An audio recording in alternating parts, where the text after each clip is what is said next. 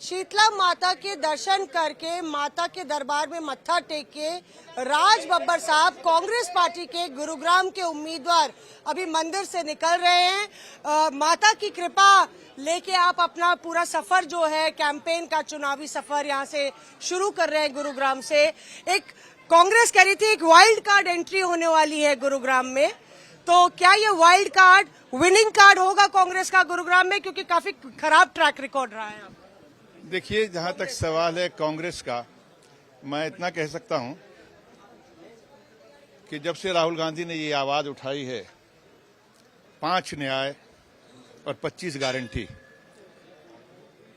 तो बाकी जो विपक्ष है और उसके जो बड़े बड़े नेता हैं जो शीर्ष पदों पर भी बैठे हुए हैं, अब उनकी समझ में नहीं आ रहा, तो वो इस तरह की बातें कर रहे हैं, शायद उन पदों पर बैठकर उनको नहीं करनी चाहिए।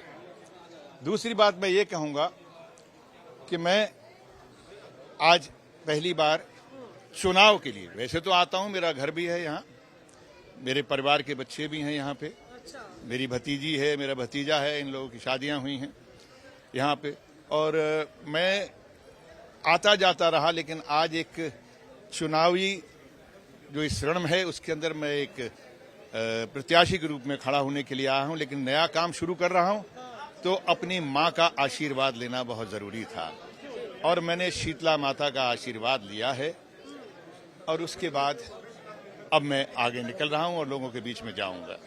अच्छा, ये कहते हैं ना कि कांटों से गुजर जाता हूँ दामन को बचाकर, फूलों की सियासत से बेगाना नहीं हूँ मैं।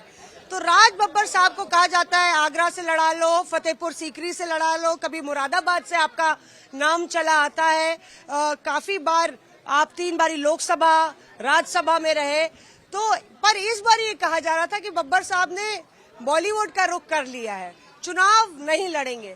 फिर आपको बुलाया गया कि आप खुद आए? मुझे कहा गया, मुझे मेरी पार्टी ने के साथियों ने मुझे बोला कि मुझे बम्बई सेंट्रल से लड़ना है, तो मैं हंस दिया, मैंने कहा जहां आप लोगों की इच्छा। फिर उसके बाद में मुझे लगा, मैंने कहा भाई देखो, पहली बात तो ये, अगर चुनाव में खड़ा होना है तो कोई ऐसी जगह से खड़ा हूं कि जहां पे जो कम से कम मैं लोगों की खिदमत कर सकूं। तो मैं ये कह के अपनी बात को टाल गया, लेकिन मुझे मेरे कुछ सीनियर साथियों ने पूछा कि क्या आप हरियाणा में इंटरेस्टेड है, तो मैं हंस दिया, तो मैंने कहा आप लोग तय करो, और ऐसे मुझे 2 सीटें ऑफर हुई, जिसमें से मैंने कहा कि मुझे ये गुड़गांव बेहतर लगती है।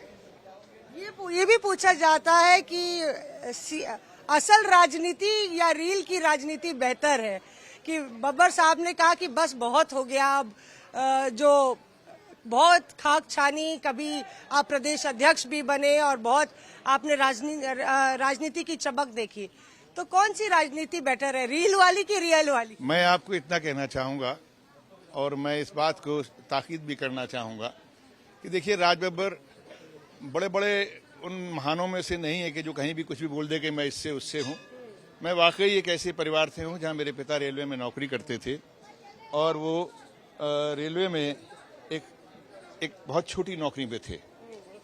अब मैं वहां से बिना किसी परिचय के, बिना किसी मित्रता के, दोस्ती के, मैं जी आगरा में टूंडला में करते थे, आगरा में थे, आगरा में मेरे दादा नौकरी करते थे, और वहां से हम आए, हमारे पार्टीशन के बाद में आए लोग हमारे अम्बाला में, और अम्बाला से कुछ लोग फरीदाबाद गए, कुछ लोग यहाँ आए, कुछ लोग आगे गए।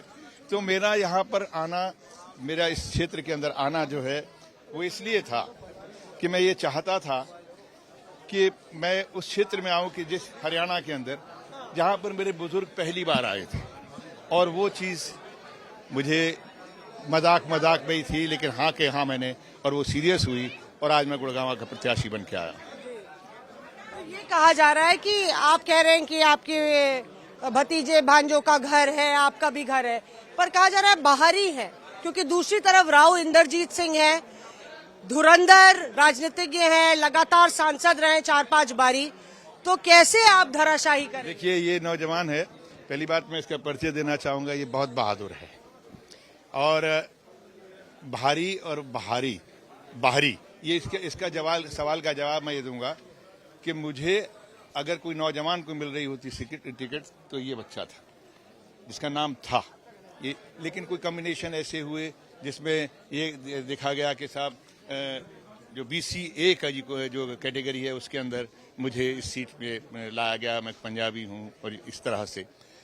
दूसरी बात मैं ये कहना चाहूँगा कि मैं ना तो भारी हूँ, मैं भारी से मतलब मेरा मैं वजनी हूँ, ना मैं कोई बहुत बड़े बाप का बेटा हूँ, ना मेरे कोई बहुत महल हैं।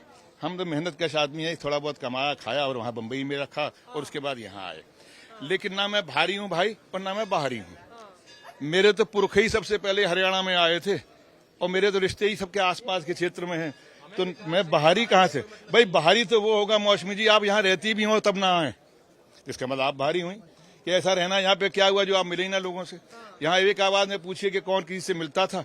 राज बब्बर मिलेगा और मिलता रहेगा और लोगों के दिलों में दिल अपनी जगह बनाएगा। स्मृति ईरानी ने गृह प्रवेश कर लिया अमेठी में और अमेठी का ही वोट अब उनका है, तो आप भी उसी तरीके के उसी रास्ते पे है क्या? किसकी राजी पे? स्मृति ईरानी ने अमेठी में अपना वोट भी ले लिया है और गृह प्रवेश भी कर लिया वहाँ घर है कि हिंदुस्तान के अंदर ना तो मैं किसी ईरानी का और ना किसी की स्मृति के साथ हूँ। राज बब्बर अपने साथ है। राज बब्बर एक ऐसे क्षेत्र से निकल कर आया है जिसने जहां भी गया अपनी जगह बनाई है। मेरे माँ बाप ने वो सीखा, मेरे बुजुर्गों ने सीखा, उन्होंने जगह आगरा में बनाई। मैंने अगर मुंबई गया तो मुंबई में जम कर काम किया, इज्जत बनाई। और उसके बाद में दोबारा अगर मैं राजनीतिक सामाजिक क्षेत्र में आया तो मैंने आगरा में उत्तर प्रदेश में रहा और जहां जहां मुझसे कहा गया मैं गया पार्टी में। लेकिन अब मुझको भी लगता है कि अब बच्चे काम कर रहे हैं मुंबई में तो मुझे भी कुछ ठिकाना चाहिए, आराम से रहूं। तो मैंने सोचा अब मुंबई उनका और गुड़गांव मेरा। अच्छा देखिए, यूपी से सब भाग रहे हैं, आपने यूपी से मुंह मोड़ लिया और राहुल और प्रियंका का भी साफ नहीं हो रहा है कि क्या वो अमेठी रायबरेली से लड़ेंगे या नहीं लड़ेंगे। आप उसकी परवाह मत कीजिए कौन कहाँ लड़ेगा, लेकिन इसकी परवाह जरूर कीजिएगा। लेकिन ये देखिए कि जिस तरह से लोग बातें कर रहे हैं, ना राहुल जी और ना ही प्रियंका जी, ये लोग वो हैं जिनके लिए अमेठी और रायबरेली सिर्फ चुनावी धड़ा नहीं, अखाड़ा नहीं है। उन्होंने इन क्षेत्रों को बसाया है, उन्होंने इन क्षेत्रों में प्यार पाया है। ये क्षेत्र उनका परिवार है। इन स्पाइट ऑफ दैट कि अगर चुनाव हो या चुनाव ना हो, ये उनके परिवार हैं। तो उस परिवार में जाना ना जाना ये उनका काम है। पर ये कहा जा रहा है कि अगर वो नहीं लड़ते हैं, अपनी जो विरासत की सियासत है उसको छोड़ते हैं, तो पूरे नॉर्थ इंडिया हरियाणा से लेके पूरा चुनाव असर होगा और ये कहा जाएगा कि रण छोड़कर भाग गए।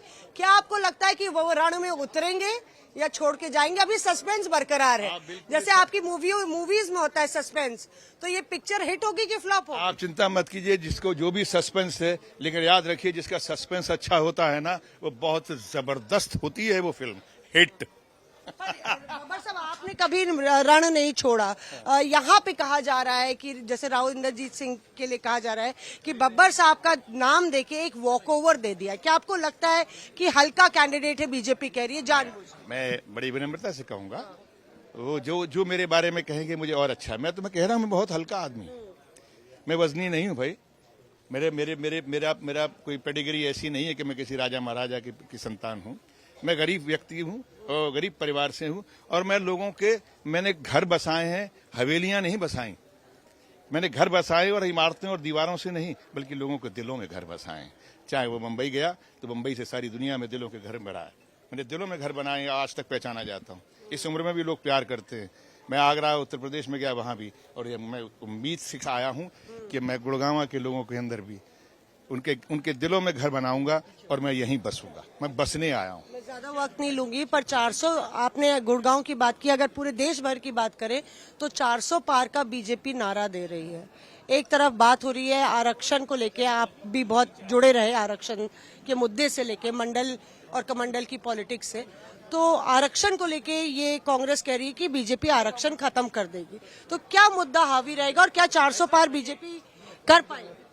आपको लगता है कि जो लोग चुनाव से पहले ही कह दे 400 पार, तो ये क्या ईडी का सहारा ले रहे हैं? ये किस चीज का सहारा ले रहे हैं? सीबीआई का सहारा ले रहे हैं?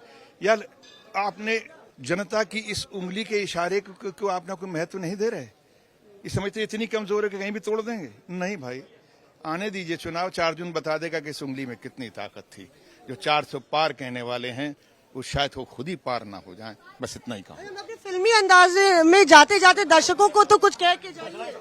अब अपने फिल्मी अंदाज में दर्शक सुनना चाहते हैं, राज बब्बर साहब मैदान में उतर आए हैं, तो क्या सुनना चाहेंगे? मेरा एक ही फिल्मी अंदाज है जो मेरे नेता ने कहा है, हम नफरत की जमीन के ऊपर मोहब्बत की दुकान लेकर आए। आप भी वही डायलॉग कह रहे हैं। तो यहाँ पे राज बब्बर साहब आज तक से खास बातचीत में ये कहते हुए कि कोई जोर है क्या ईवीएम पर, जो बीजेपी 400 पार का नारा दे रही है, ना राहुल ना प्रियंका कोई रण छोड़ कर नहीं जाएगा।